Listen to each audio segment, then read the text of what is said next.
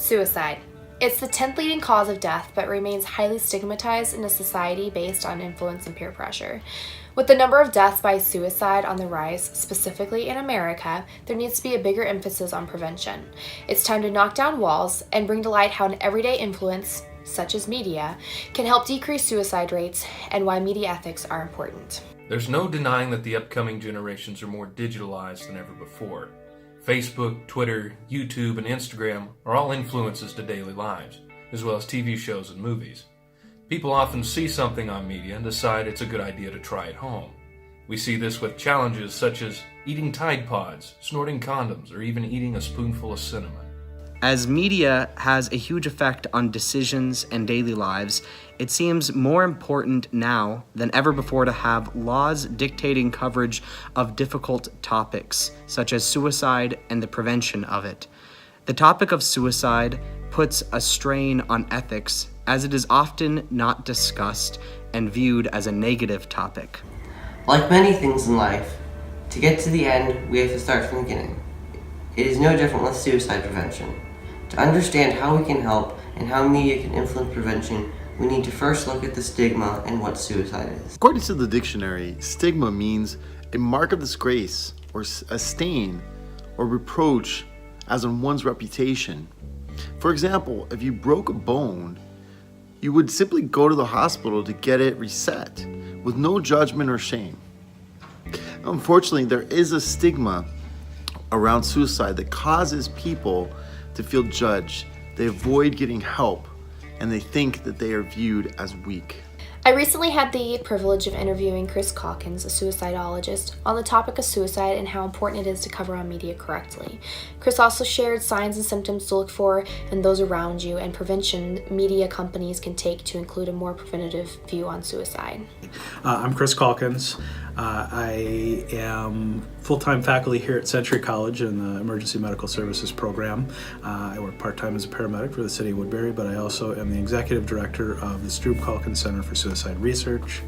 That is a 501c3 nonprofit organization that does original research on suicide and all related phenomenon. suicideresearch.org. If you want to go check out our website or like us on Facebook, you can do that there.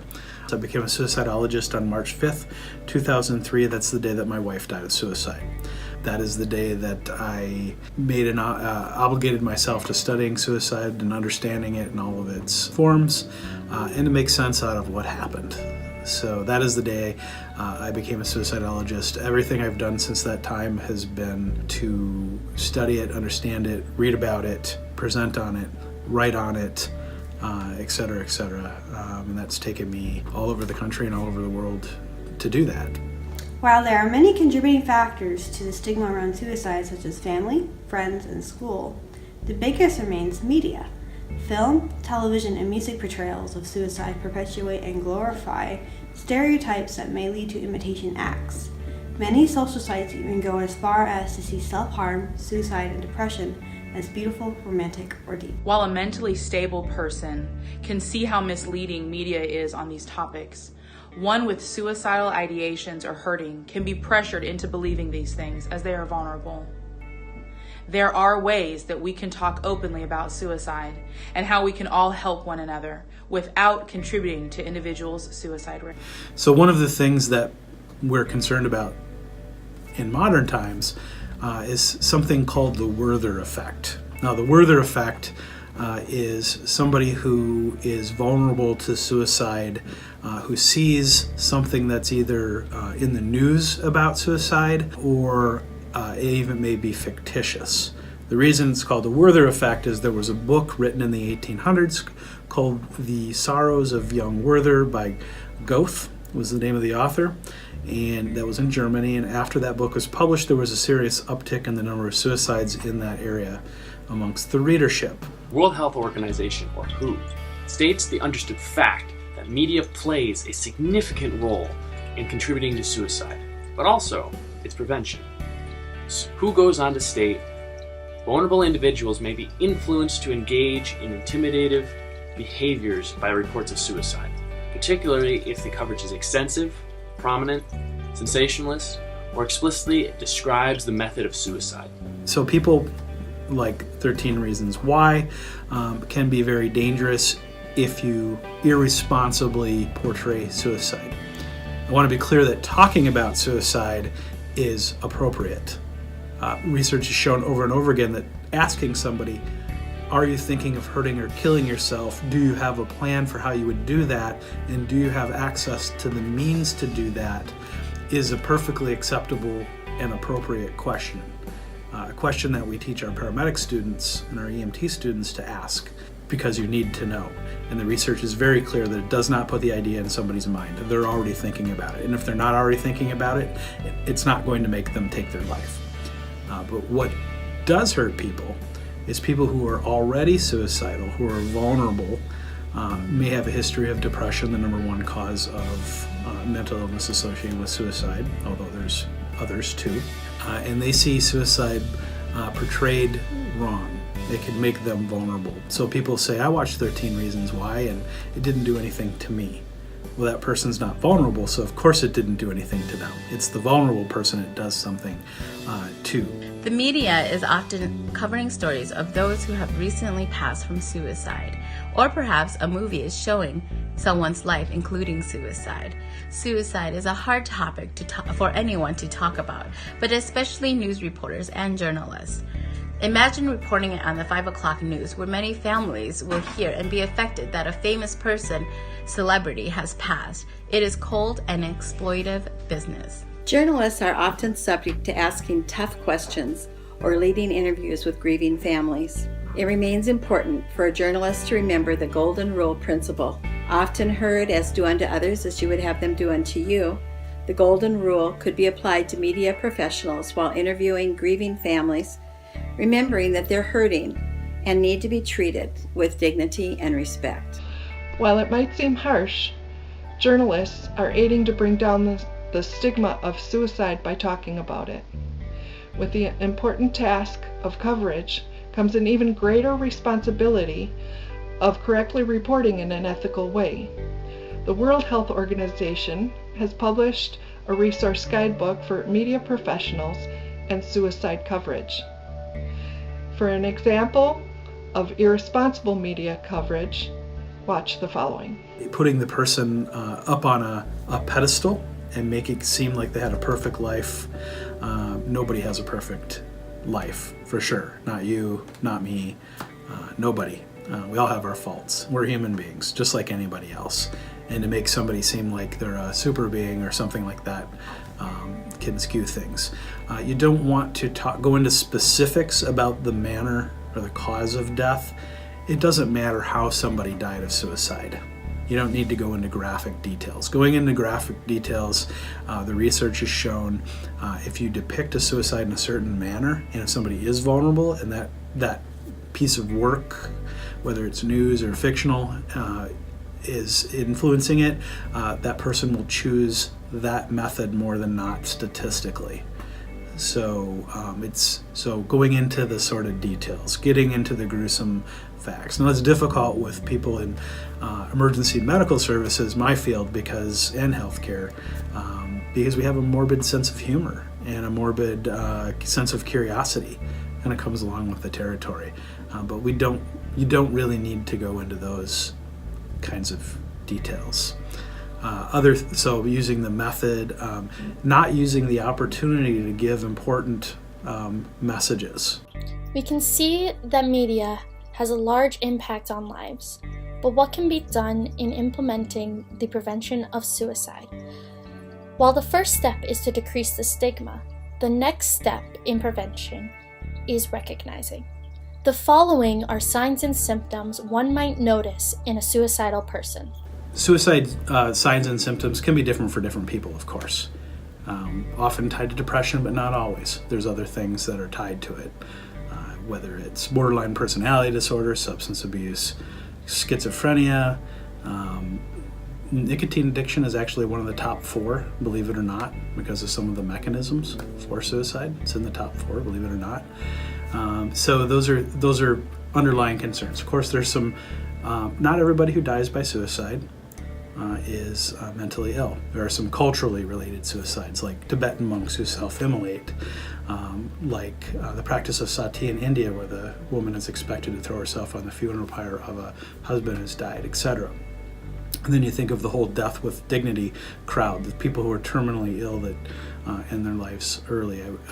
No matter what you think about that ethically, we could probably debate that all day long, the fact is that I don't believe that they're mentally ill. So there's other causes as well. But knowing that, some of the common signs and symptoms that we look for are expressed ideation. So that could be so ideation is thinking of suicide and expressing that. That could be very open, I'm going to kill myself. Or it could be very veiled or even disguised as a joke, which oftentimes it is. But not everybody says they have ideation. I just got back from a conference where the statistic was put out that 60% of people who die by suicide denied that they were suicidal when asked. So it's not a given that they will say that they are. So that's ideation. Substance abuse is another thing to look for because it's tied with suicide. 29% of people who die by suicide are positive for alcohol. Doesn't mean they're drunk, but just means they've had some alcohol. Lots of times it's called the lubricant to suicidality because we know alcohol lowers your inhibitions, which increases impulsiveness. You don't make the best decisions when you're intoxicated. Just go outside a bar and talk to a few people at closing time if you want to see this in action, right? So it doesn't mean just because somebody drinks they're going to die by suicide, but it's one of those things in the bigger picture, right? There's purposelessness. I don't have a purpose anymore. Lost my identity. I don't have. Everybody needs a reason to live. Everything needs a reason to exist. If my computer doesn't function anymore, it no longer has a purpose, it goes away. If my shoes don't have a purpose, I throw them away. People are the same way, they need a purpose. There was actually a large body of research done on this in Germany during the Holocaust. A gentleman by the name of Frankl, Viktor Frankl, wrote a book called Man's Search for Meaning. I highly recommend it.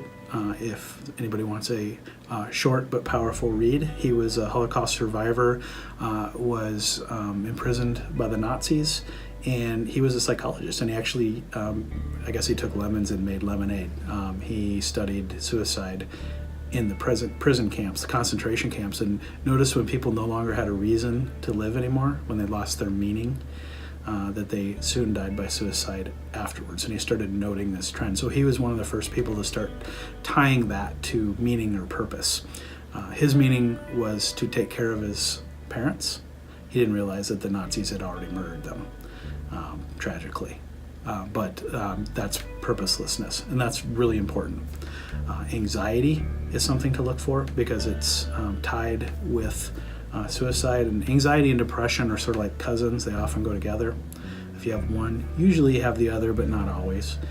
Feeling trapped in a situation, could be a job, a bad relationship, it could be a geographic area where you have no means to get out, so that's a risk factor. Feeling hopeless, like I have a purpose maybe, but I can't get there. There's no way to do that, so a feeling of hopelessness would be a risk factor. Withdrawal from school, classmates, friends, family, and in this day and age, even I've done research on people who suddenly unplugged from the internet, who were avid social media folks or gamers that talked with other people while they played games, suddenly stopped doing that. It's just a different way of interacting with people, and so that withdrawal is important to watch for. Feeling angry, aggressive, getting angry disproportionate to what's going on. I forget to pick up your fries at Burger King and somebody gets super mad at me, and to the point where they're slamming doors and stomping around. Well, that's anger disproportionate to what one would reasonably expect for that situation. Having reckless behavior that can manifest in different ways. Unprotected sex is one of the things that we do look for because that is a risky behavior with multiple partners, of course. And extreme sports can be reckless. I'm not saying anybody who does extreme sports is in danger for dying of suicide, but if you look at it with all the other stuff together, skydiving, bungee jumping, in the Intermountain West, it's rodeo. That's an extreme sport if you haven't been to a rodeo. Not wearing your seatbelt, not wearing a helmet on a motorcycle, those things could be reckless behaviors. It's an apathy to life. I don't necessarily want to die, but I don't want to live either. You're somewhere in between, and that's a dangerous place sometimes. So it's not, don't go trying to save everybody who doesn't wear a helmet, but it could be a risk factor taken with everything else. And the last thing is mood swings, high to low.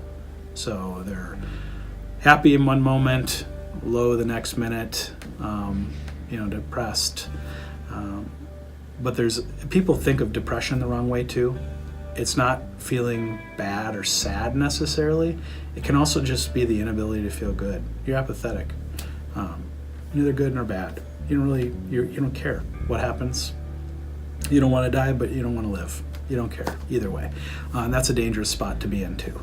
So that high to low or in between, but that swing. So those are some of the risk factors. Not getting sleep is important too. That's is a statistical link to people with sleep deprivation and mental illness and suicide, but that's used as torture by many interrogation, horrible interrogation techniques. One of the things you do to a prisoner if you're going to treat them poorly is you first sleep deprive them, right? Because that is torture. So think of the most tired you've ever been, and then you're never going to get any sleep, and you think that. Imagine not becoming suicidal, because if that kept up for a long period of time, I'd say you would become suicidal. How could you almost not? If media incorporated warning signs to help spread awareness, we could effectively bring the suicide stigma down, as well as looking out for each other. We must make it okay to talk about suicide, and an excellent way to do that is through the media. Media should provide a list of supportive resources after discussing suicide-related topics.